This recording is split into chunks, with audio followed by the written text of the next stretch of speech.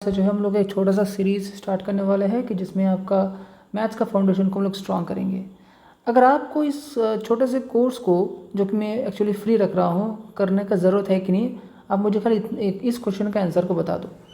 चलो देखते हैं कि कौन कितने बच्चे जो है इसका आंसर सही से दे पाते हैं। ठीक है, तो अगर मैं आपको सामने बताऊँ कि 5 - 6 कितना होगा, इसका ज़रा आप आंसर बताइए। तो चलिए, अब जो भी पेरेंट्स इस वीडियो को देख रहे हो, आप इस वीडियो को पॉज कीजिए और अपने बच्चों से जो है पूछिए कि इसका आंसर क्या होगा, 5 - 6 क्या होगा।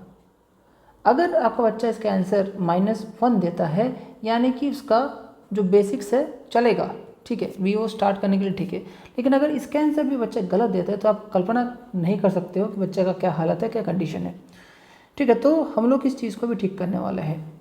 तो याद रखिएगा बच्चों कि अभी से हम लोग जो है स्टार्ट करने वाले हैं। ध्यान से देखिए कि बच्चों, कोई भी जो नंबर है, देखो दुनिया में ये जो नंबर्स को लेकर हम लोग जो स्टडी करते हैं, जो पढ़ते हैं, जैसे कि अगर मैं आपके सामने एक नंबर लिखता हूँ 5, ठीक है, इसका बहुत मीनिंग होता है, बहुत कुछ सेंस होता है। मैं हर वो सेंस को, हर उस मीनिंग को इन डेप्थ तरीके से आपको समझाऊंगा।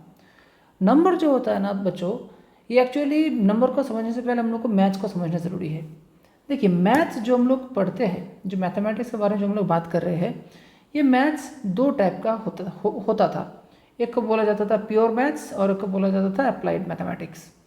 अभी जो प्योर मैथमेटिक्स है, इसका ये मतलब था कि देखो, प्योर मैथमेटिक्स में बहुत पुराने ज़माने में जब मैथ्स जो था उसका कुछ प्रैक्टिकल एप्लीकेशन नहीं होता था। जस्ट ये जैसे आपका एस्ट्रोलॉजी है, ठीक है, या भविष्यवाणी करना, इस सब टाइप की चीज़ में जो मैथमेटिक्स फॉर्म को यूज़ होता था, वो था आपका प्योर मैथमेटिक्स। लेकिन अभी के टाइम में हम लोग जो है प्योर मैथमेटिक्स को नहीं पढ़ते हैं, हम लोग अभी अप्लाइड मैथमेटिक्स को सीखते हैं।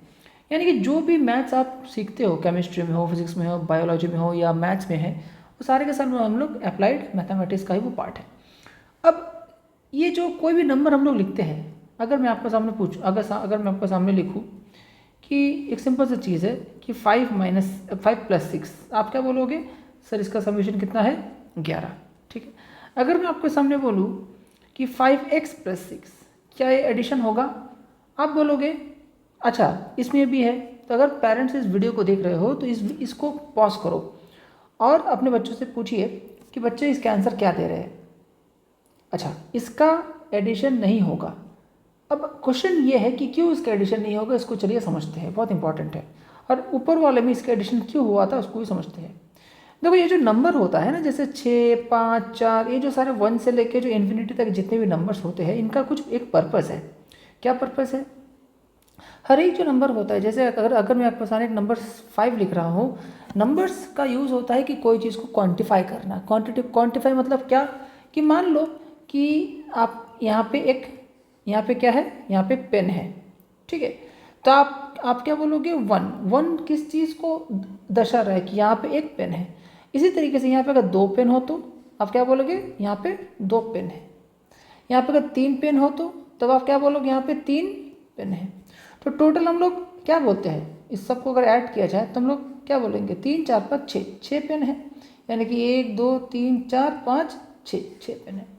यानी कि आप ध्यान से एक चीज़ देखो कि आपने जो एडिशन किया है, आपने ये जो एडिशन को किया है, ये आपने सेम चीज़ का नहीं किया है। मतलब क्या, कि मान लो कि एक बॉक्स है, एक बॉक्स का अंदर आपने 5 समोसा रखा, सॉरी 5 जलेबी रखा, 2 जलेबी रखा, 6 जलेबी रखा, तो तब आप इनको ऐड कर सकते हो। 5 जलेबी प्लस 6 जलेबी प्लस 2 जलेबी, तो इनका समीशन कितना होगा? 5 जलेबी प्लस 8 जलेबी, यानी कि 13 जलेबी, है ना। यानी कि सेम टर्म की चीज़ों को हम लोग ऐड कर सकते हैं। लेकिन अगर मैं वहाँ पे 2 जलेबी की जगह 2 समोसा लिख दूँ तो क्या आप यहाँ पे बोल पाओगे कि उस बॉक्स के अंदर जो है आपका 13 जलेबी है? नहीं बोल पाओगे। आगे ये नहीं होगा। कहाँ तक होगा वैसे? कहाँ तक होगा एडिशन? यहाँ तक आप बोल पाओगे कि हाँ यहाँ पे 11 तो जलेबी है लेकिन 2 समोसा है, आगे एडिशन नहीं होगा। तो इसका सेम चीज़ है, सेम मतलब होता है। यानी कि नंबर्स का यूज़ होता है कोई भी चीज़ को क्वांटिफाई करना। और इसी के लिए आपको याद रखना पड़ेगा कि 6x + 5 नहीं हो सकता है, 6x + 5 नहीं हो सकता है। अब इसी को समझते हुए आगे बढ़ते हैं। जैसे अभी हम लोग ने समझा 6 + 5 11 होगा, 6 - 5 1 होगा, 5 - 6 -1 होगा। लेकिन अगर मैं बोलूँ 6x + 5, आप बोलोगे नहीं हो सकता। लेकिन अगर मैं बोलूँ 6x + 5x हो सकता है, हाँ हो सकता है 11x। लेकिन अगर मैं बोलूँ 6x + 5x² क्या हो सकता है, नहीं हो सकता है। क्यों? Same reason. यानी कि जब भी कोई नंबर को हम लोग उसका डिग्री को चेंज करते हैं, इसको बोला जाता है डिग्री। जैसे कि अगर एक नंबर है 6 मान लो, इसके साथ हमेशा इसका साइन, फ्रैक्शन और इसका डिग्री, स्क्वायर है तो 2, जो भी इसका डिग्री है, डिग्री और इसका क्वांटिटी क्या टर्म है, ये सारी चीज़ें एक साथ एक नंबर के साथ हमेशा होता है। समझ आ रहा है आपको? ये मैथमेटिक्स है। तो ये जो है आपका 6x + 5x² एडिशन नहीं हो सकता है। समझ आ रहा है आपको? इसी तरीके से 6x - 5x² भी एडिशन नहीं होगा। ये चीज़ आपको समझना। अगर ये आपको समझ आया है तो चलिए इस क्वेश्चन को सॉल्व कीजिए। अगर पेरेंट्स इस वीडियो को देख रहे हो तो बच्चों को इस क्वेश्चन को सॉल्व करने बोलिए। 6x² + 5x + 2x + 13x = 6x + 2। इसके बाद हम लोग नेक्स्ट वीडियो में मिलते हैं।